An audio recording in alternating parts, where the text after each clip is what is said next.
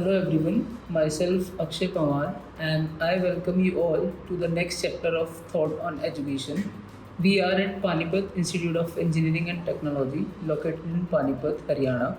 With a campus spread across more than 35 acres, the institute offers various undergraduate and postgraduate courses, guiding a path of students since 2006. Today we have Dr. Vinay Khatri, Head Department Applied Sciences and Humanities, Chief Advisor Student Activity and Cultural Cell, Coordinator for Universal Human Values Cell, and Induction Program Committee PIET with us. We are delighted to have the opportunity to gain insights from your vast experience and leadership in education sector.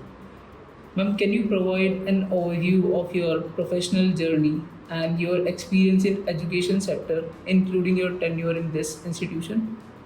Yeah, thank you, Tia, for giving me the opportunity. And just as an answer to your question, I'm professor in physics over here and heading BTech first year department, that is Applied Sciences and Humanities. I'm a learner of nonlinear physics, lasers, and nanothin films.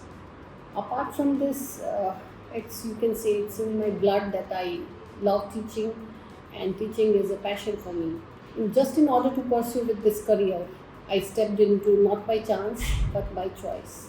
I stepped into teaching career just to give the best to my students and to help in nation building, which is a kind of fulfilling the dreams of so many parents and just doing honest duty towards my nation. So I'm also heading here the cultural, working here as Chief Advisor of SAC, that is Student Activity and Cultural Cells. So lot many programs in this respect we always try to give so that student can indulge in all these activity and they can help themselves in most possible ways throughout. And with the help of Universal Human Values Cell and Induction Program Committee, we also make students learn what are the human values needed for a student and how we can induce and inculcate such kind of values in our staff and student as well. So every year we do conduct a wonderful student induction program and an induction program for newly joining teaching faculty or non-teaching faculty members here at PIET. And I'm loving my job or the service that I'm doing out here. Thank you. Ma'am, as a HOD, what are the core principles that guide your leadership in education sector? Frankly speaking, that I already mentioned that teaching is in my blood. My mother is a wonderful teacher and it comes out of the way in such a manner that I feel very much relaxed when I interact with the students. Every day, a new energy that really captures my mind and heart to come to the department. Vibrant students having high hopes and they are aiming for a huge success. When I see such students now, really my day it just happens in a way that a complete fulfillment of my life goes on. Apart from this, there are problems nationwide as well. There are students not able to cope up with studies. So I generally think that apart from doing academic activities, one must as a teacher focus on the activities that a student require. Either it's in regarding formation of timetable, doing physical activities, etc., etc. So I'll just say that it's a passion for me, and I really feel that teaching is not for a short period or for a limited period, or learning is for a short period. It's a lifelong process. And I'm also a member of IEEE, that is an institute at the DU, that is Institute for Lifelong Learning. And the motive is that it must go on. Okay. And how do you envision the role of technology in shaping the future of education? And what step is your institution taking to adapt to these changes? Yeah, technology, it's very much required from the very beginning of the life, and now as it's gearing up in the speed, it is the most desired, you can say, or required weapon for a student and for all people living in the world. See, the interview that we are doing today, the technology is involved. If we are talking, we are wearing earplugs or we are having speakers, the technology is there. So it's now become a prominent part of our life. So we cannot live without the usage of technology. The days are gone when the things were happening manually, but now as we are growing up, we are able to see that there is a huge growth on the demands and the requirements from each corner of the world.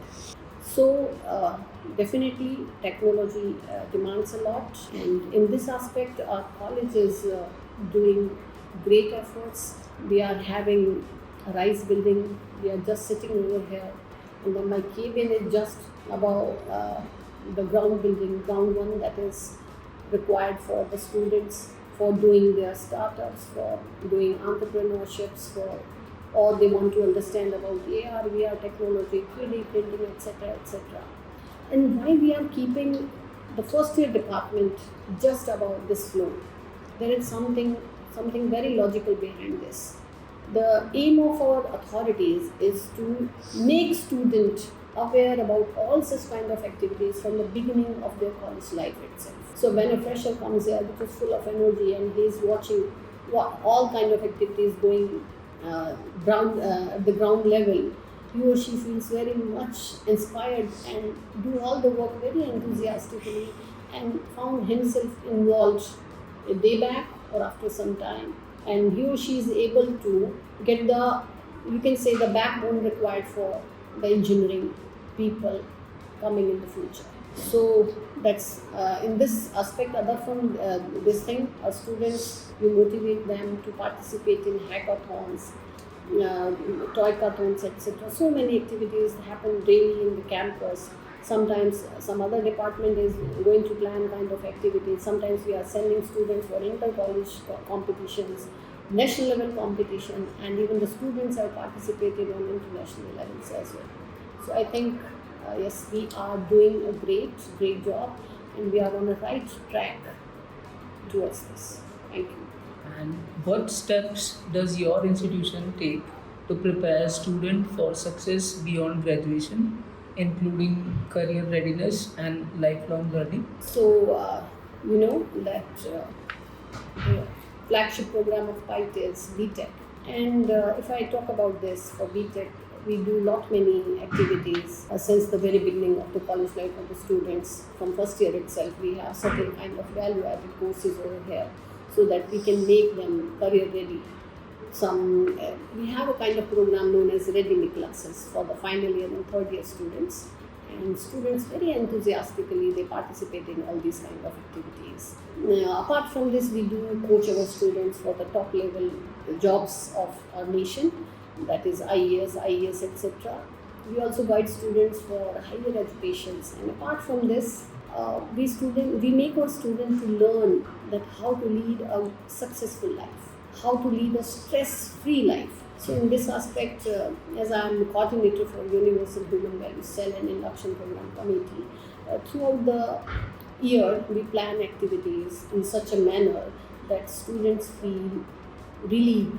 They feel a kind of relief while doing their daily academic activities. So through universal human values, we make them understand what are the human values that are required for a good engineer. And apart from becoming a good engineer, you must be a good human being first. So I can say that we are helping our students to be the good human beings, to be the successful engineers, and to be the responsible citizens of India.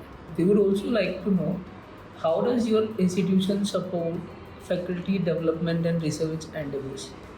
Yeah, that teachers, they have the kind of responsibility to build the nation, and the way is teaching students faithfully and honestly. So in this way, the institute is also empowering the faculty members. We are having very good policies in which we give incentive to the teachers so that they can go for higher studies, for completing postdoctorates or doctorates. Even special kind of leaves are also provided from PIET authorities, from the institute authorities as well.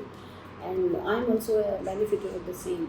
I got special leaves for doing my research activity after my PhD. I also received incentives, and all my staff members, they are also getting the same.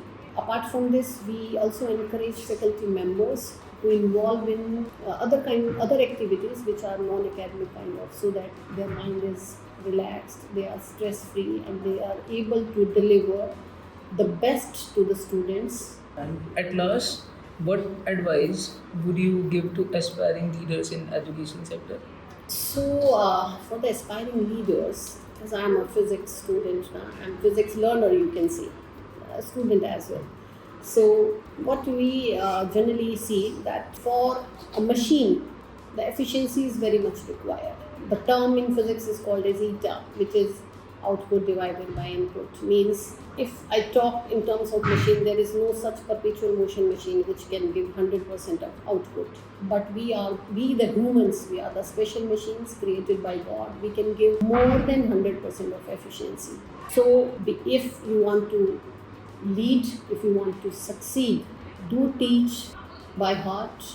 Don't make your student to cram things, make them understand, and using different pedagogical techniques that are required for today's teaching and learning, they must find something that they can help their students as well.